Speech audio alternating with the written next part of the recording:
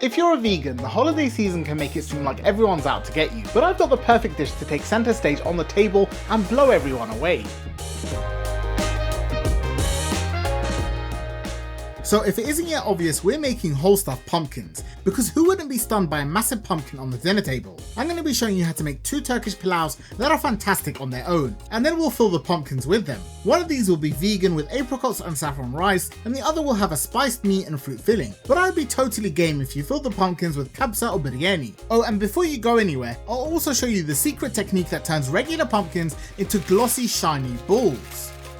To get started, get hold of your pumpkin of choice. These perfect looking Halloween pumpkins are actually pretty crap to eat. That's because they've been bred for easy carving, not eating, so their flesh has little flavour and can be really stringy. What you want is a sweet pumpkin bred for cooking, so maybe go for something like this Jarrahdale pumpkin, which is stringless, flavourful, and gets my vote for king of all pumpkins. The first step is to hollow your pumpkin out, and if you don't do Halloween, there's a few tricks you might not be aware of. The easiest way would be to cut the whole top off the pumpkin, but that won't look as good as cutting out a small lid. Take a sharp serrated knife like this and tilt it at an angle while cutting a circle in the top of your pumpkin. This makes it so the edges of the lid are angled, and so even when cooking, the lid will find something to sit on. Without those angled edges, the lid can shrink and fall into your pumpkin when cooking. Make sure you cut your opening large enough so you have easy access to hollow out the pumpkin. On these carving pumpkins, it's an easy matter of just scooping out the stringy pumpkin guts and seeds. But on the Jarrahdale variety, you'll need to do some demolition. After getting all the seeds out, I like to use a knife to cut out sections of the pumpkin. Then I crowbar them out of there using a spoon. I'd aim for a cavity that can take a few cups of rice, but the important thing is to leave enough flesh on the pumpkin so you can actually eat it. Don't toss out any removed flesh,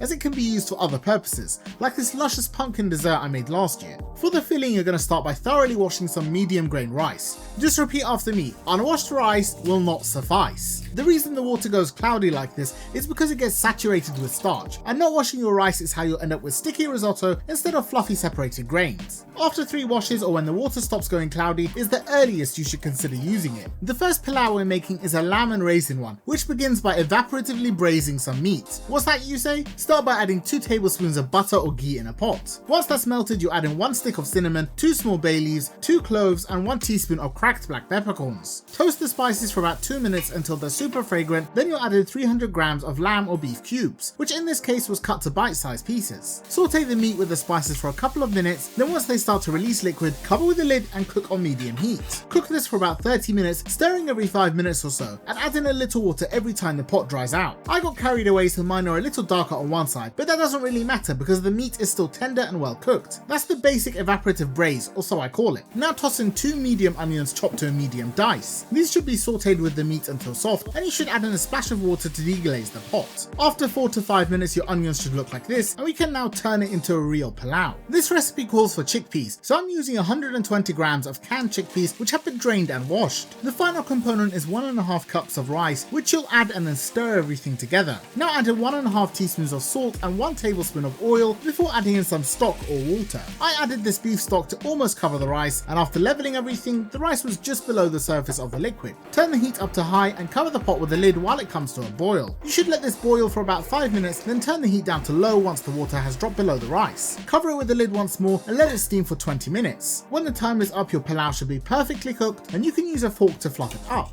If done right, the grains should be perfectly separated, and you can add in some mixed raisins. This is 120 grams of raisins and golden sultanas, and to get them really plump, I soaked them in hot water for about half an hour. Once they're in the pot, give it one final mix and your pilau is done. This stuff is amazingly delicious, and even on its own it's worth cooking. Now before you get trigger happy and start filling your pumpkin with the pilau, I'd highly recommend lightly salting the inside. This is to compensate for the salt in your rice that will be leached into the pumpkin. Some recipes also call for brushing the pumpkin with pomegranate molasses, but I'll leave that up to you as I don't feel it's needed. Once salted, add the pilau in, but be gentle because you don't want to compact it and smush all the rice. The pilau ingredients will be enough for about 1 medium pumpkin, so be sure to scale it up if you're making one of those oversized pumpkins. Once it was filled, it was just a matter of figuring out the lid's direction, and this baby is ready to be cooked. Now you could of course just bake this in the oven as is, but from experience the pumpkin will blister all over. Luckily it's quite easy to get shiny perfectly cooked pumpkin. All you need is 2 sheets of foil laid across and 2 sheets of parchment paper also laid laid in across. I've wet the parchment paper in the sink, which will make it really flexible and easy to shape around the pumpkin. Now place your pumpkin in the center of the cross, then brush some vegetable oil onto the pumpkin until you've coated the entire thing. This oil will bind to the skin of the pumpkin and will give it a lacquered effect when it comes out of the oven. Now you can wrap the pumpkin in the layers of paper and foil. The idea is to wrap them really tight around the pumpkin and form a complete seal, which wouldn't be possible if we had used dry parchment paper. The pumpkin will now be completely sealed in, and when it looks like this, it's ready to go into your oven. I let mine bake for 1.5 hours at 180 degrees Celsius, and that was the perfect amount of time for the pumpkin to cook through. When it comes out of the oven, unwrap all the layers of foil and paper, then remove the lid of the pumpkin. You'll know the pumpkin is ready if you can easily put your knife into the flesh, and I've got to tell you, it smells fantastic. Lastly, just leave the lid off of the pumpkin for a while so that any excess steam can escape.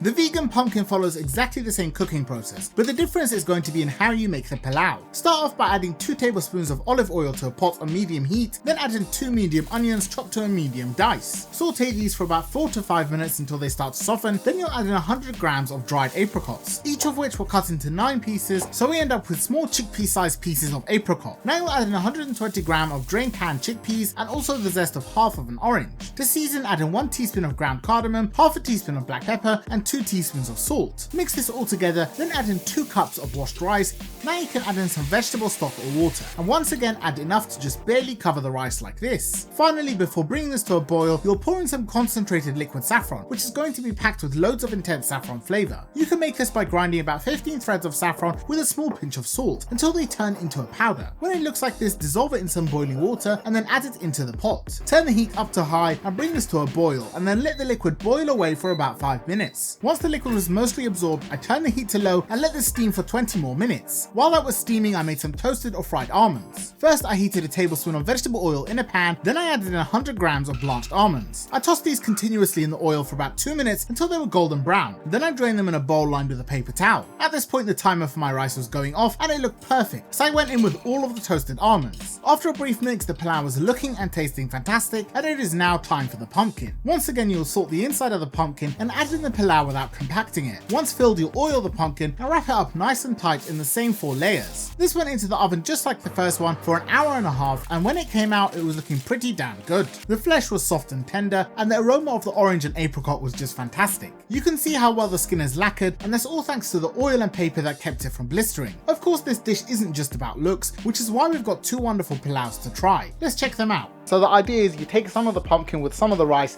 and you eat it all together.